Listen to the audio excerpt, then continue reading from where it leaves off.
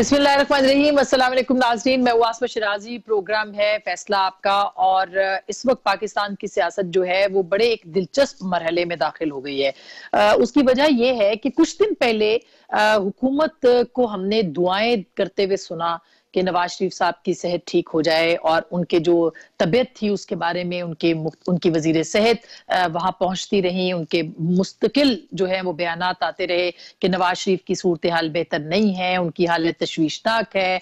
और फिर उसके बाद डॉक्टर्स का आना और मुख्तलिफ जो रिपोर्ट्स हैं उनका डिस्कस किया जाना जो है वो आपके सामने आता रहा। फिर अचानक ये हुआ कि मियां नवाज शरीफ साहब को जो है वो 8 हफ्ते की बेल हुई, जिसके बाद उनको कहा गया कि इनकी एक्सटेंड हो सकती है ये बेल, और उसके लिए यहां तक के हुकूमत पंजाब खुद उनको फैसिलिटेट करेगी, ये तक फैसले में कहा गया। और फिर हमने ये देखा कि नवाज शरीफ साहब जो हैं वो डॉक्टर्स की रिपोर्ट्स के बाद शरीफ मेडिकल सिटी या अपने घर वो मुंतकिल होते हैं। उनके घर के अंदर एक कमरा तैयार किया जाता है ताकि वहां पे उनका इलाज किया जाए। लेकिन जैसे ही वो अपने घर जाते हैं ऐसे लगा कि साथ ही हुकूमत के मौकफ में भरपूर तब्दीली आ गई। उससे पहले जब ये सारे मामला चल रहे थे, कोर्ट के अंदर कोर्ट से जमानत हुई थी, उसी दिन मुशीर इत्तलात साहिबा का स्टेटमेंट आया। फिर वफाकी वजीर गुलाम सरवर खान साहब का स्टेटमेंट आया कि कोई डील हो रही है। उसके बाद अब आप देखिए कि वजीर आजम ने एनआरओ की बात कर दी और ये कहा कि एनआरओ देते रहे, जिसकी वजह से मुल्क यहाँ पे पहुंचा। और रहम के लिए लोग कहते हैं तो मैं कैसे इन पे रहम करूं, क्योंकि इन्होंने मुल्क का रुपया और पैसा जो है वो लूटा है। वजीर आजम जो कि कुछ दिन पहले दुआएं कर रहे थे, उनके मौकफ में क्यों तब्दीली आई? वज़रा जो कि डीलों की बात कर रहे थे, वो डील है या नहीं है, और उनको किसने बताया कि ये डील है? आज अदालत ने तलब भी कर लिया गुलाम सरवर खान साहब को। फिर काबीना तकसीम होती दिखाई देती है, वजीर खारजा कुछ और कहते हैं, वजीर दाखिला के बयानात कुछ और हैं, वजीर आजम कुछ और कह रहे हैं। तो ये नवाज शरीफ साहब की जो सेहत है, ये असल में ये मामला क्यों बिगड़ गया है और ये सूरत हाल है क्या? क्या वाकई वफाकी काबीना जो है वो तकसीम हो चुकी है, और क्या वाकई ज़ैली कमेटी उनको जाने की इजाजत दे देगी? क्योंकि ये मामला एक तरफ नैब, नैब से काबीना, काबीना से हुकूमत से फिर नैब, और फिर नैब ने अब कोर्ट जो है बॉल जो है वो हुकूमत के कोर्ट में डाल दिए। क्या होने जा रहा है इस पर बात करेंगे। और एक इससे बिल्कुल मुख्तलिफ केस है, वो है जनाब आसिफ अली जरदारी साहब का, जिन्होंने ये कहा है कि वो कतई तौर पर तिबी बुनियादों के ऊपर जमानत नहीं लेंगे। क्या हुकूमत उनको भी रिलीफ देगी? इस पे भी बात करेंगे। और मौलाना का प्लान बी क्या है? हमारे साथ मौजूद है जनाब राशिद महमूद सुमरो साहब, किसी तारुफ के मोहताज नहीं है, इस वक्त मौलाना की तहरीक के ये रूए रवां हैं। बहुत बहुत शुक्रिया राशिद साहब, आप हमारे साथ तशरीफ रखते हैं। जनाब सदाकत अब्बासी साहब वजीर आजम के तर्जुमानों में से हैं और बहुत रुकने कौमी असम्बली है, आप इनको सुनते रहते हैं। बहुत बहुत शुक्रिया सदाकत अब्बासी साहब। और लास्ट बट नॉट लीस्ट उज़्मा बुखारी साहबा, पाकिस्तान मुस्लिम लीग नवाज की सीनियर रहनुमा है और सेक्रेटरी इत्तलात पंजाब भी हैं, वो भी हमारे साथ ज्वाइन कर रही है हमें लाहौर से। आप सबका बहुत बहुत शुक्रिया। सबसे पहले मैं जाना चाहती हूँ सदाकत अब्बासी साहब के पास। अब्बासी साहब, ये हुकूमत के मौकफ में यू टर्न क्यों आ रहा है बार बार नवाज शरीफ साहब की सेहत के मामले पे? आप लोगों को क्या लगता है? पहले आप कहते थे कि अल्लाह करे उनको अल्लाह ताला सेहत दे, और जैसे वो हमसे मांगेंगे हम उनको बाहर भेज देंगे, ईसीएल से नाम निकाल देंगे। अब ये मामला क्यों बिगड़ गया? क्या हो रहा है? आसमा, बहुत शुक्रिया। आसमा, मियाँ साहब के बारे में जो हुकूमती इतलात हैं वो हैं कि वाकई वो शदीद बीमार हैं और खुदा न खास्ता उनकी सेहत को किसी वक्त कुछ भी हो सकता है। लिहाजा ये तमाम चीज़ें जो आपने भी दरमियान में इशारा किया कि कोई डील या ढील वाली बात है, तो वो उनका यहाँ पे हम समझते हैं कि कोई अप्लाई नहीं होता। इसके अलावा जितने सियासी कैदी हैं या जो सियासी शख्सियात जो कैद में, सियासी कैदी तो खैर नहीं है, उनके मामला जो है वो मुख्तलिफ हैं। अगर कोई ये कहते, मैंने इशारा नहीं किया, आपके वुज़रा कहते हैं कि नहीं, मैं गुलाम सरवर खान साहब का उनका मेरा ख्याल है कि उनका चूंकि वो तर्जुमान नहीं है और उनको शायद ये बात उनका ये कोई उन्होंने मिसअंडरस्टैंड किया है या अपनी को जाती राय दिया। हुकूमत का मौकफ बड़ा वाज़ेह है कि जो ये कहता है कि ये डील है, वो खुदा न खास्ता ये कहना चाह रहा है कि मियाँ साहब बहाने कर रहे हैं, वो बीमार नहीं है, वो ऐसे ही लेटे हुए हैं, उनके प्लेटलेट काउंट जो रिपोर्ट हैं वो सारी गलत हैं। तो ये तो मैं नहीं कैसा कह सकता, उनकी सेहत का मसला है। वो 2-3 दफ़ा के वज़ीर आज़म भी हैं, बुजुर्ग शहरी भी हैं। तो मैं समझता हूँ कि कंपैशनेट ग्राउंड पे एक हमदर्दी की बुनियाद पे उनकी सेहत के पे कोई भी रिस्क नहीं लेना चाहता कि एक आदमी की आप जान पे उसको खेलें। लिहाजा तो फिर वजीर आजम ने ये क्यों कहा कि एनआरओ जो है वो पहले दिए जाते रहे, अब मैं नहीं दूंगा, मुझसे रहम की बात की जाती है, मैं कैसे रहम दे दूं? किसकी तरफ उनका इशारा है और वो किसको रहम की बात करते हैं और कौन एनआरओ देता रहा है? वो खुल के क्यों बात नहीं कर रहे? देखें, एनआरओ सारे मांग रहे हैं, पीपल्स पार्टी वाले भी मांग रहे हैं, नून वाले भी मांग रहे हैं, लेकिन मियां साहब को जो कुछ इस वक्त दिया जा रहा है वो एनआरओ नहीं है। उनका कोई केस माफ नहीं हो रहा, कोई उन पे जो पाबंदियां वो खत्म नहीं हो रही। अगर वो उनको अदालत समझती है कि उनकी सेहत खराब है, उनको रिलीफ दिया है, और हुकूमत भी समझती है, क्योंकि ना वो हुकूमत के कैदी थे ना है वो कैदी अदालत के हैं, एक में सजा काट रहे हैं और दूसरे वो कैदी नैब के हैं। और अगर नैब ने ये रेफर कर दिया हुकूमत को तो मैं समझता हूँ हुकूमत बिल्कुल हमदर्दी की बुनियाद पर, कंपैशनेट ग्राउंड पे मियाँ साहब को सेहत की हद तक इलाज कराने की इजाजत देगी। बाकी उनका हिसाब किताब जो है जब उनकी सेहत ठीक होगी तो वो लिया भी जाएगा, लिया जाना भी चाहिए। किसी को भी इस तरह की कोई माफी नहीं है कि वो करप्शन करे, उसको सजा हो और वो मुल्क के बाहर चला जाए। लेकिन अच्छा उस्मा, अब ग्राउंड रियलिटीज क्या है? मियां साहब की तबीयत ठीक नहीं है या उनके खुद नून के हलकों में भी बड़ी हलचल है? हम ये नहीं कह रहे कि उनकी तबीयत खराब नहीं है, उनकी तबीयत बहुत खराब है। यास्मीन राशिद साहिबा ने कहा, मुख्तलिफ डॉक्टर्स ने कहा, मगर बात यह है कि क्या वो तो कुछ दिन पहले तक कह रहे थे कि उनको पाकिस्तान में ही रहना है, उनको यहीं पे जिंदा रहना है, यहीं पे जीना मरना है। अब ऐसा क्या हुआ कि मियां साहब जो है वो रजामंद हो गए कि इलाज के लिए बाहर जाएंगे? बहुत शुक्रिया आसमा। पहले तो मैं बार बार आज सदाकत अब्बासी साहब ने हमदर्दी का वर्ड इस्तेमाल किया है नवाज शरीफ साहब के लिए, और वो हमदर्दी की बुनियाद पर ये कर देंगे। हमें इनकी कोई हमदर्दी नहीं चाहिए। मियां नवाज शरीफ साहब को अदालत ने जमानत दी है और उनका ये हक है, ये उनका बुनियादी हक है कि उनकी जिंदगी बचाने के लिए जो भी किया जा सकता है वो किया जाए।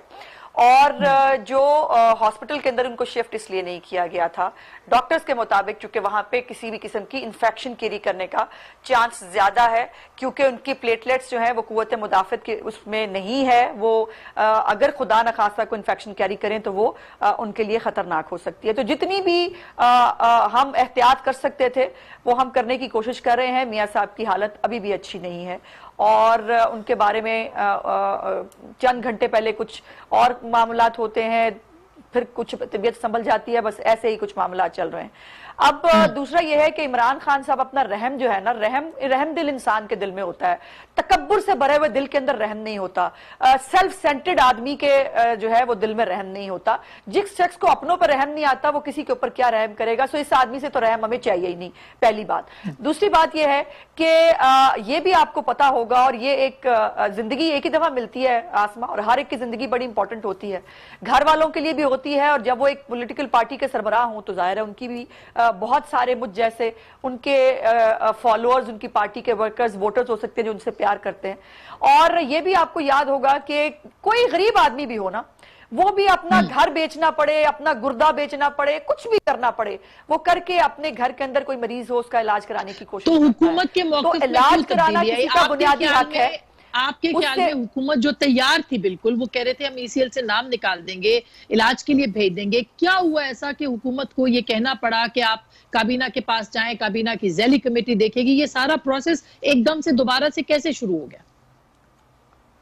नहीं, मैंने तो उस वक्त भी कहा था, आपको अगर याद हो लास्ट प्रोग्राम में भी मैंने कहा था, जब आपने कहा उन्होंने ट्वीट किया है, वो मैंने कहा कि मुनाफिकाना है, ये मुनाफिकत है।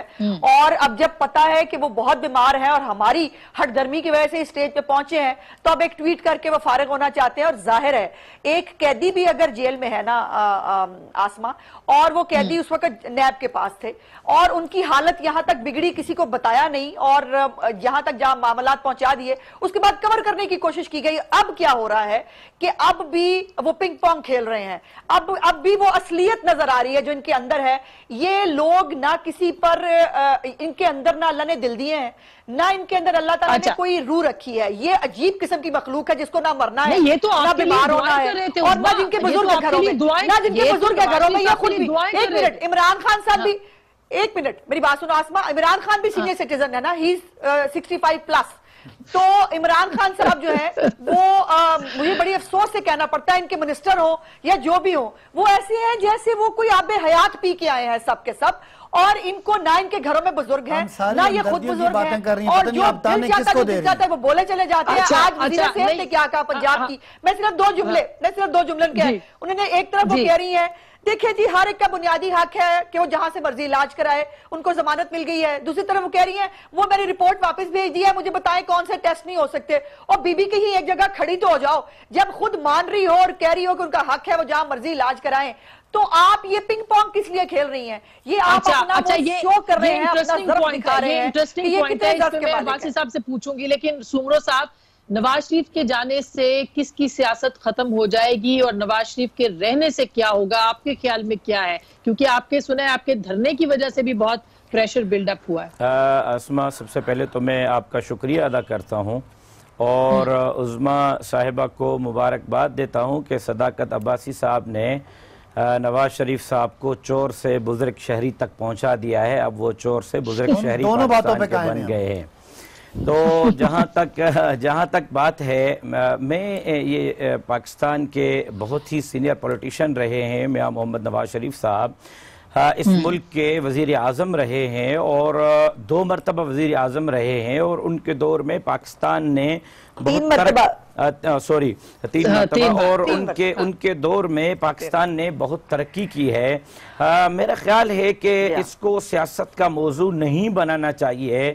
खुदा न खास्ता इस वक्त जो उनकी रिपोर्ट्स आई, जो कुछ उनके डॉक्टर्स रिपोर्ट देते रहे, तो पंजाब में हुकूमत नून लीग की नहीं थी, पीटीआई की थी, और खुद पीटीआई की गवर्नमेंट, उनके हेल्थ मिनिस्टर, उनके चीफ मिनिस्टर साहब ये कहते रहे कि मियां मोहम्मद नवाज शरीफ साहब की तबीयत बहुत ज़्यादा ख़राब है, और अगर वो इलाज के लिए मुल्क से बाहर जाना चाह रहे हैं तो इस पर दो राय नहीं होनी चाहिए, उनको इलाज की सहूलत दे देनी चाहिए ताकि वो सेहतमंद होकर फिर वापस आए। और तो फिर आपको क्या लगता है मसला हुआ कहाँ सुमरो साहब? हुकूमत ये मान रही थी, नवाज शरीफ साहब ने वजीर सेहत को भेजा, 6 घंटे यास्मीन राशिद साहिबा नवाज शरीफ साहब के पास रही, उनसे तबीयत पूछती रही, उनके टेस्ट देखती रही, उनकी रिपोर्ट्स चेक करती रही, फिर हुआ क्या कि अचानक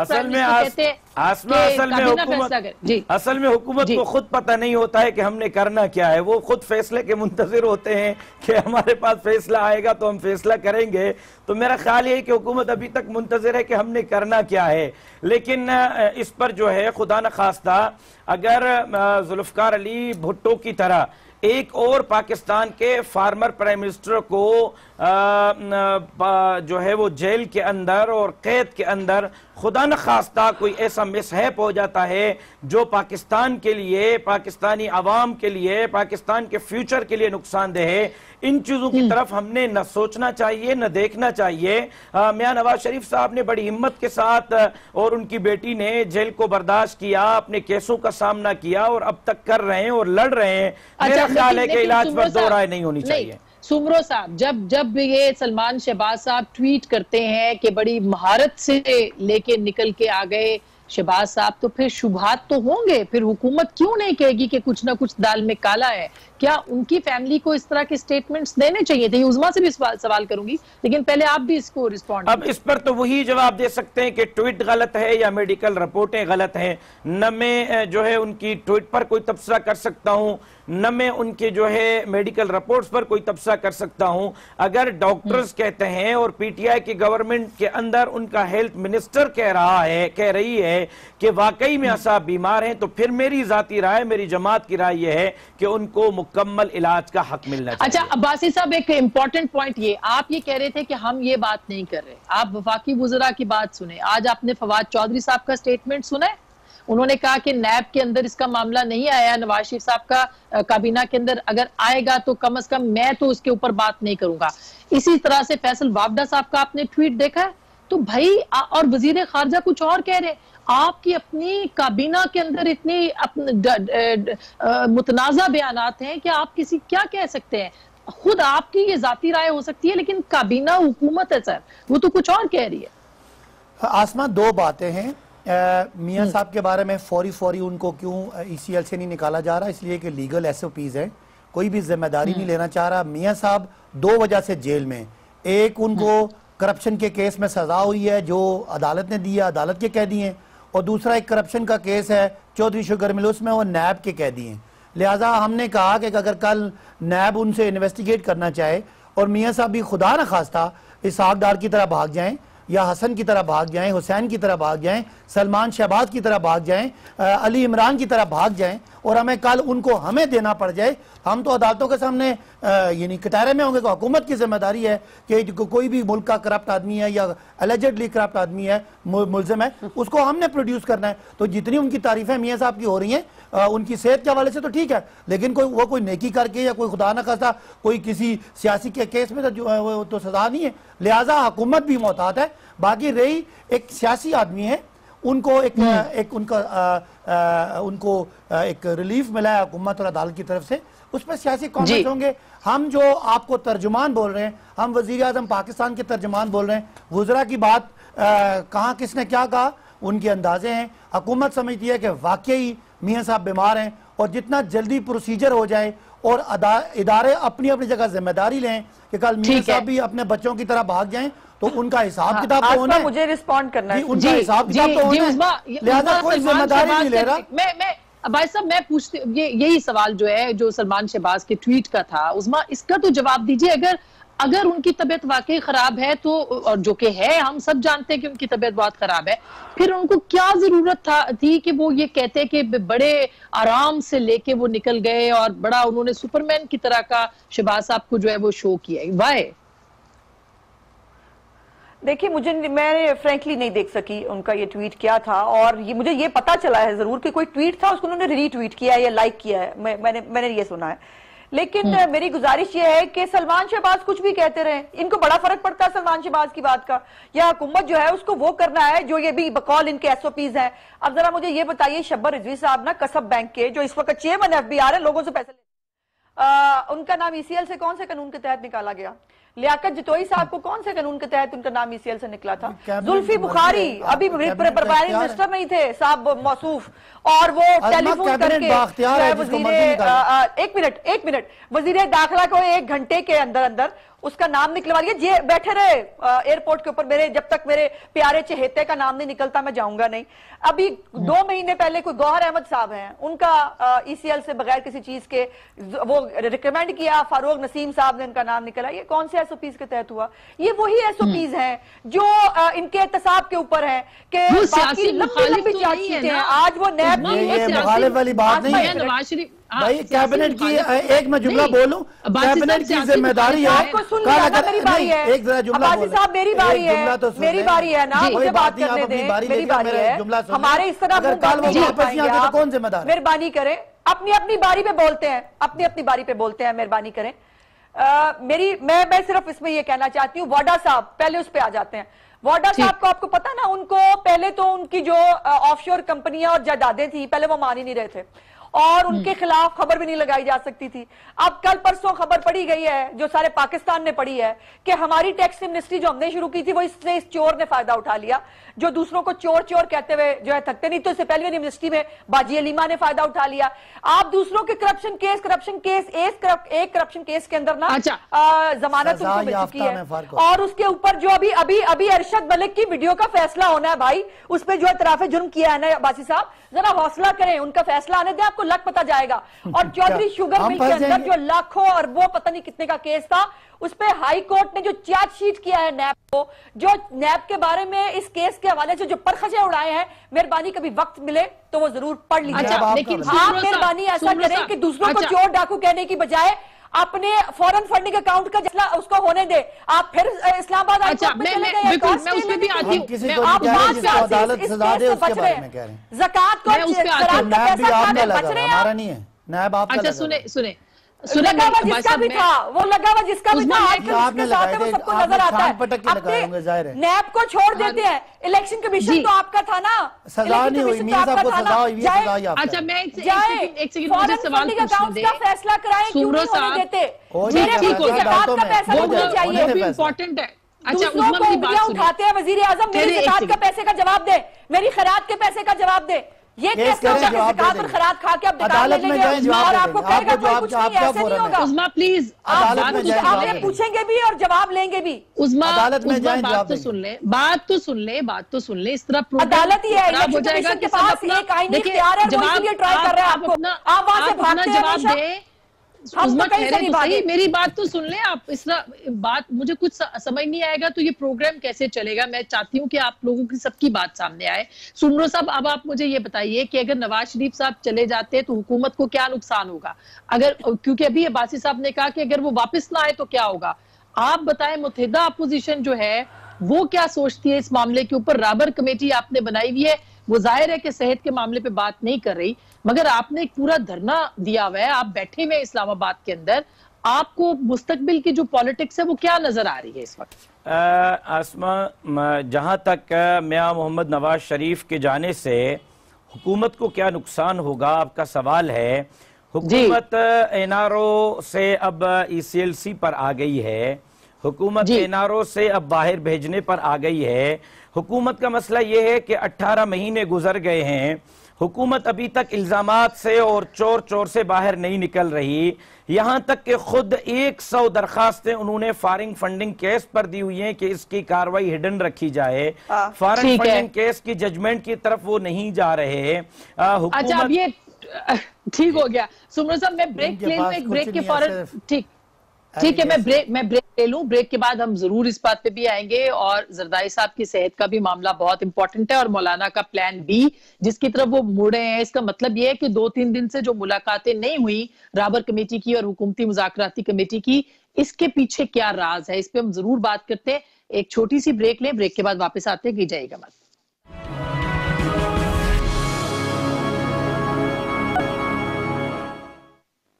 वेलकम बैक नाज़रीन, एक बार फिर आपको खुशामदीद कहते हैं। एक तरफ मियां नवाज शरीफ की सेहत का मामला है जो कि जाहिर है कि अभी तक लटका हुआ है। हो सकता है कि कल काबीना की जो ज़ैली कमेटी है वो इस बारे में कुछ फैसला कर ले और वो बाहर चले जाए। दूसरी तरफ जरदारी साहब की सेहत का मामला भी अपनी जगह पे बहुत अहम है और उन्होंने एक जमानत के लिए दरखास्त दी थी कुछ दिन पहले, वो भी वापस ले ली और कुछ अर्सा पहले उन्होंने ये कह के वापस ली कि तिब्बी बुनियादों के ऊपर वो किसी से जो है वो भीख नहीं मांगेंगे। अब इसके ऊपर बात करते हैं। पहले तो सुमरो साहब आप ही बताइए, क्योंकि ब्रेक से पहले आप ही बात कर रहे थे। एक साबिक सदर है, एक साबिक वजीर आजम है, 3 दफा के वजीर आजम है, 1 दफा के सदर है। मुझे ये बताइए कि सेहत की बुनियाद के ऊपर अगर सियासत नहीं हो रही तो फिर सेहत की बुनियाद के ऊपर एनआरओ का क्या सबब बनता है और एनआरओ की बातें क्यों हो रही है? आज तो कायरा साहब ने भी ढके छुपे लफ्जों में एनआरओ की बात की है, हुकूमत के ऊपर इल्जाम धरा है। देखिए, ये बात मैं वक्फे पे जाने से पहले यही कह रहा था कि 18 महीने के अंदर हुकूमत की अपनी कारकर्दगी तो यह है कि टमाटर भी अब 300 रुपए किलो में बिक रहे हैं। एक आम 400 मुतवस्सित तबके का आदमी बिजली का बिल नहीं भर सकता। यहां तक हाल यह है कि हैंड टू माउथ लोग जो है वो अब जो है वो भीख मांगने पर आ गए हैं। बड़ी से बड़ी फैक्ट्रियां ठप हो गई हैं। 10 लाख मुलाजमीन जो है वो फैक्ट्रियों से बेरोजगार हो गए हैं। आपके अपने मीडिया हाउसेस से रोजाना कितने जो है वो सहाफी बाहर निकल रहे हैं, मीडिया हाउसेस के लोग बेरोजगार हो रहे हैं।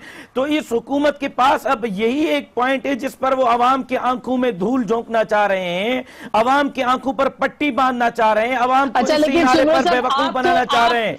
सर, आप तो इस्तीफा लेने आए थे इसी बुनियाद के ऊपर, फिर आप तो फिर नहीं इस्तीफा ले सके ना। आपका तो प्लान ए कहा जा रहा है, नाकाम हो गया आपका प्लान। मैं अर्ज करूं, plan A, plan B, plan C किसने बनाया था? आसमा, आपने बनाया था, पीटीआई ने बनाया था या किसी और ने बनाया था? हमने पहले दिन, जिस दिन आजादी मार्च का हमने ऐलान किया था, 15 मिलियन मार्च हमने किए। 1 मिलियन मार्च के बाद दूसरे मिलियन मार्च की तरफ गए तो हमारे मिलियन मार्च नाकाम हो गए थे। हमने खुद कहा था कि हमारा धरना 126 दिन की तरह नहीं होगा। हमारी ये तहरीक है जो पिछले साल 5 नवंबर को कराची से शुरू हुई थी। अभी इस 5 नवंबर को उसको 1 साल पूरा हुआ है और दर्जे ब बदरजे हम आगे बढ़ते जा रहे हैं। रात भी आपने देख लिया है, अभी भी इस वक्त फुटेजेस आपके स्क्रीन पर चल रही होंगी, पूरी दुनिया देख रही है कि लाखों लोग मौलाना फजलुर रहमान के साथ इस्लामाबाद में बैठे हुए हैं। लेकिन हम अपने कारकुन को इम्तिहान में नहीं डालना चाहते, सर्दी में ज्यादा नहीं बिठाना चाहते। अभी हमारा कारकुन उठने के लिए तैयार नहीं है। ये प्लान ए भी हमने बनाया था, plan B, plan C, plan D भी हमारे बनाए हुए हैं। इसका यह मतलब नहीं कि प्लान ई हमने 15 मिलियन मार्च से उठ गए तो हमारी तहरीक खत्म हो गई। अब 15 मिलियन मार्च के बाद इस्लामाबाद आ गए, तो हमारी तहरीक उस वक्त आसमा, ये अल्फाज मेरे अल्फाज ऑन रिकॉर्ड लिख लें।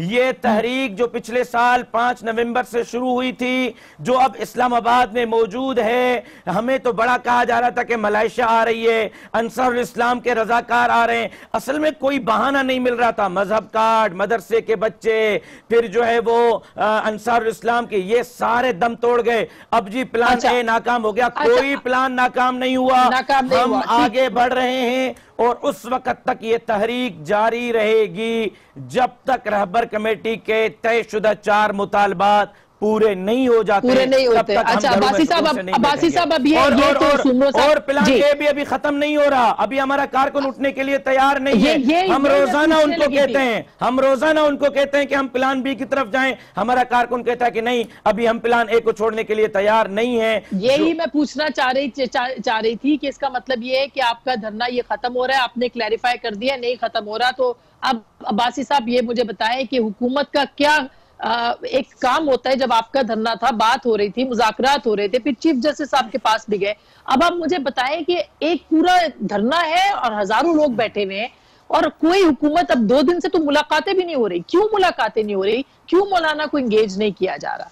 अब आसमा, एक तो इनकी तहरीक की कामयाबी की, एक तो मैं एक्सेप्ट करता हूं कि कामयाब रही है कि ऑपोजिशन में 8 सीटों वाले जो लीडर हैं मौलाना, वो अपोजिशन के बड़े लीडर के तौर पे साबित हुए हैं। और उनकी एक बगल में शहबाज शरीफ साहब खड़े हैं और दूसरी बगल में बिलावल साहब खड़े हैं और सामने मौलाना खड़े हैं। इस हद तक तो इनको मैं मुबारकबाद देता हूं। दूसरा, इनकी तहरीक कामयाब करने में और इनकी तहरीक को एक जमहूरी हुकूमत का सामना था।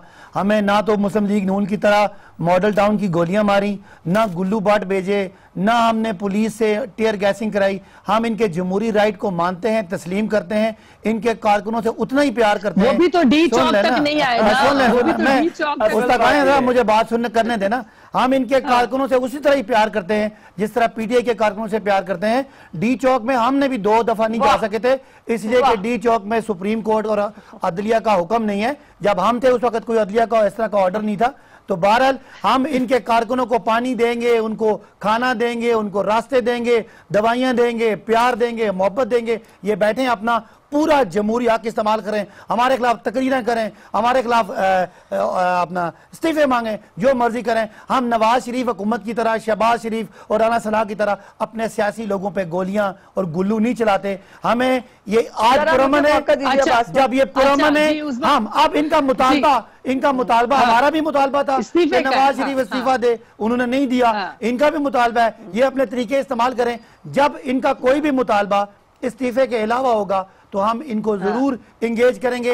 हमने पाकिस्तान में आपने एम्पायर का फैसला भी कहा था, उन्होंने एम्पायर से फैसला नहीं मांगा। वो तो आपसे कह रहे हैं, हुकूमत से कह रहे हैं। वो तो नहीं, ये एम्पायर के फैसले पे ये खड़े नहीं होते, ये पीछे हट जाते। हम हुकूमत है, हमने इनको रास्ता दिया है।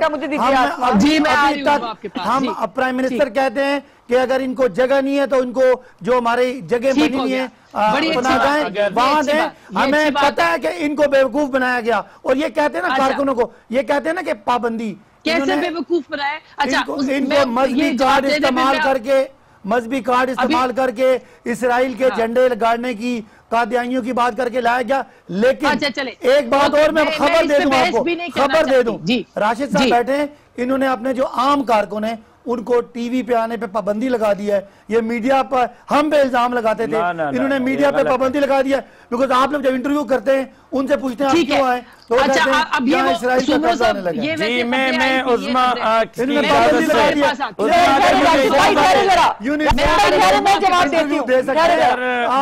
पाबंदी लगा दी। आप मुझे इजाजत देंगी तो मैं 1 मिनट में रिस्पॉन्ड करना चाहूंगा, अगर आप मुझे इजाजत दें, क्योंकि बारी आपकी है। जी जरूर। अच्छा जी आपस में आप जी। अब या मैं इजाजत ले रहा हूं उनसे। जहां तक इन्होंने कहा कि तहरीक के कामयाबी पर मौलाना फजलुर रहमान को मुबारकबाद देता हूं, तो शुक्र है कि इन्होंने आज ये मान लिया कि कल तक ये जिनको मुट्ठी भर लोग कह रहे थे, आज वो मुट्ठी भर लोग एक मेहरबानी एक जुमला मिलियन मार्च दरमियान में 1000 मार्च का मैंने दरमियान में 10 लाख से ऊपर होते हैं। अब ये कोई तरीका नहीं है अब्बासी साहब, ये कोई तरीका नहीं है। अब्बासी साहब एक बात भूल गया था ना, एक जुमला अब्बासी साहब अपनी बारी पर, आपके पास कलम है, कागज है, नोट कर रहे हैं, अपनी बारी पर बोल मिलियन वाली बात क्लियर। मैं अर्ज करूं वो मुट्ठी भर लोग आसमां, वो मुट्ठी भर लोग आज हुकूमत के आसाब पर सवार हैं। दूसरी बात इन्होंने कहा कि जी 8 सीटों वाले 8 नहीं, कौमी असेंबली में 17 नशिस्तें हैं, बलूचिस्तान में खैबर पख्तूनख्वा में leader of the opposition JUI के हैं। जहां तक इन्होंने कहा कि जी हमारे खिलाफ तकरीरें करें तो हमारा लबो लहजा इमरान खान साहब की तरह नहीं है, हम उनका नाम भी बड़ी इज्जत के साथ ले रहे हैं क्योंकि हमारा उसूली जो है इनके साथ इख्तिलाफ है। हमने कोई मैं 1 सेकंड में खत्म कर रहा हूं, हमने कोई सिविल नाफरमानी की, जलाने की, गहराने की बात नहीं की, पार्लियामेंट पर हमारी सलवारी लटकी हुई नहीं है। आसमा प्लीज मुझे, इन्होंने कहा कि जी डी चौक पर नहीं आए, इन्होंने कंटेनर की ऑफर की थी उससे मुकर गए, इन्होंने खाने की ऑफर की थी उससे मुकर गए। यहां तक बात यह है कि जिस दिन बारिश हुई हमारा कारकुन, मैं खुद पूरी रात अपने कारकुन के साथ वहां खड़ा हुआ, आसमा इन्होंने मस्जिदों को ताले लगवा लिए, होटलों को नोटिस दे दिए, हमारे कारकुनों को होटलों से निकाल के बाहर फेंक दिया गया है। ये कोई इंसानियत है कि होटलों के अंदर हम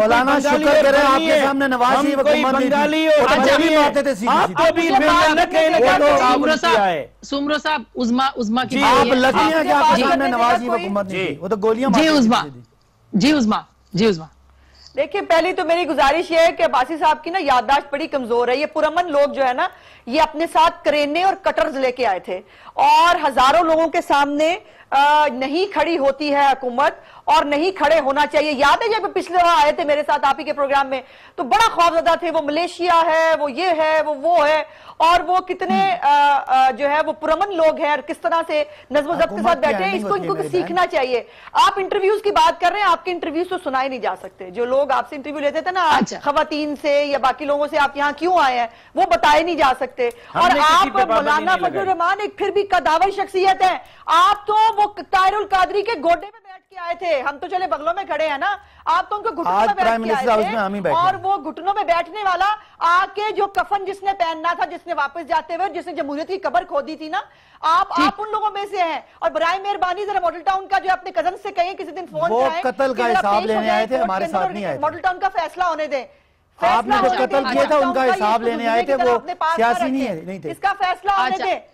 वो 14 कत्ल हुए थे, हमारे सामने। वो नवाज शरीफ है जो बेटी को पकड़ के यहाँ आए थे, वो मुशर्रफ नहीं है कि वो इलेक्शन लड़ने आए थे, उनका ख्याल था प्राइम मिनिस्टर बन जाएंगे। बात कर सकता है, वो लोगों ने उनको वोट नहीं दिया। वापस उसको, वो इलेक्शन लड़ने आए थे मेरी बहन। ये मैं इसके ऊपर भी कि मुशर्रफ आज आसिफ जरदारी और नवाज शरीफ तो सजा भी भुगत रहे हैं, जेल में भी पड़े हैं, बीमार भी हैं। मुशर्रफ भी एक जनरल मुशर्रफ भी थे, 10 साल इस मुल्क पे हुक्मरानी करके गए, मईशत का बेड़ा गर्क करके गए। बहुत सारे केसेस हैं, उनके लिए भी कोई ये काबीना कोई बात करेगी नहीं करेगी, इस पे भी हम जरूर बात करेंगे। लेकिन आसिफ जरदारी के ऊपर भी ब्रेक के बाद, छोटी सी ब्रेक, फिर वापस आएंगे, हमारे साथ रहिएगा।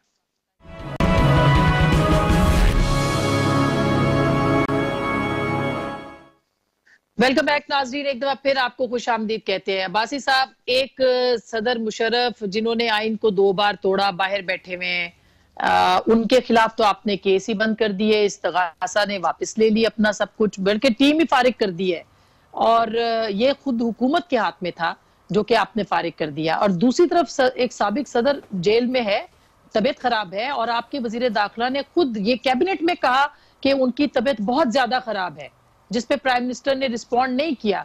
आपको लगता है कि ये नया एक पाकिस्तान नहीं 2 पाकिस्तान वाली बात नहीं है ये इस वक्त? बिल्कुल 2 पाकिस्तान वाली बात है।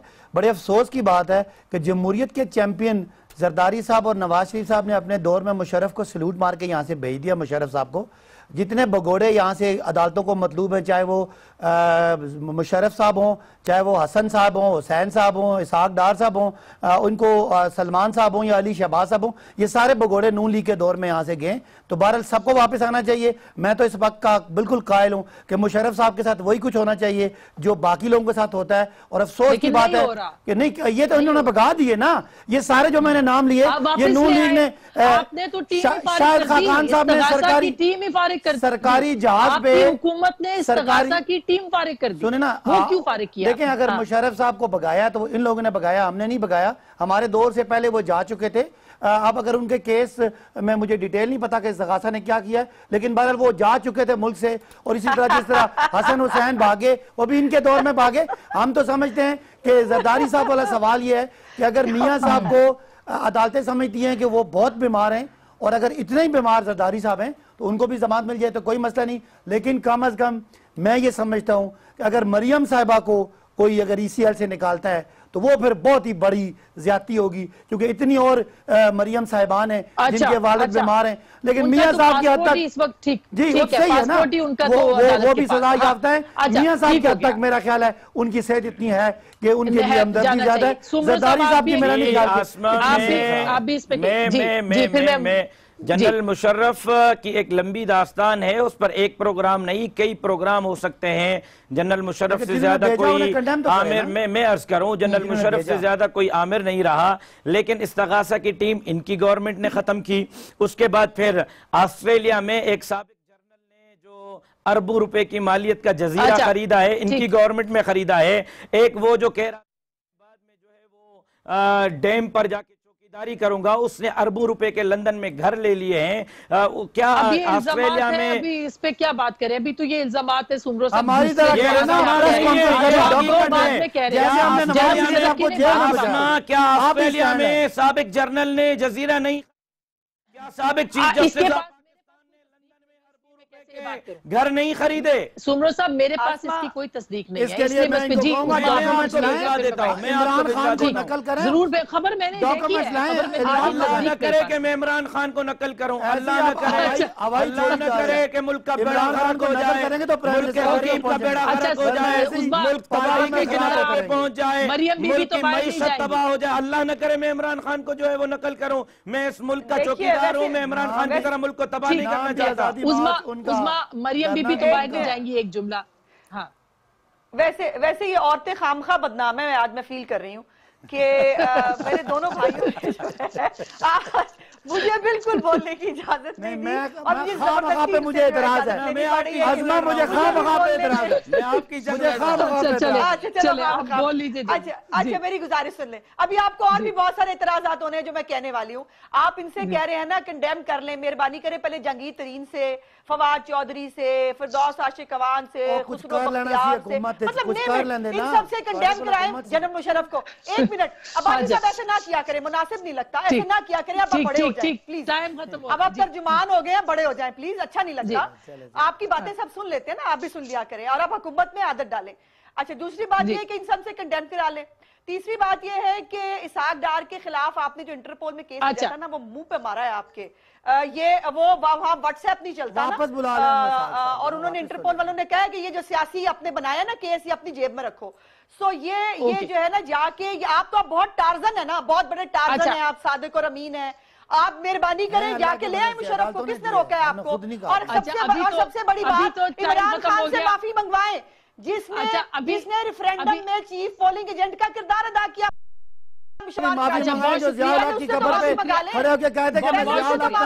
डिक्टेटर का मिशन पूरा करूंगा, उनसे भी माफी आपको तो पूरी बहुत शुक्रिया अब्बासी साहब, आपने बयान भी जवाब भी दे दिया। उस्मा जी आपकी बात भी मुकम्मल हो गई। मेरा सिर्फ जाते जाते एक सवाल है कि आप किसी और को लाएं या ना लाएं, वो शहजाद अकबर साहब का बता दें कि वो कितने रुपए लेने गए थे और वापस क्यों नहीं आए।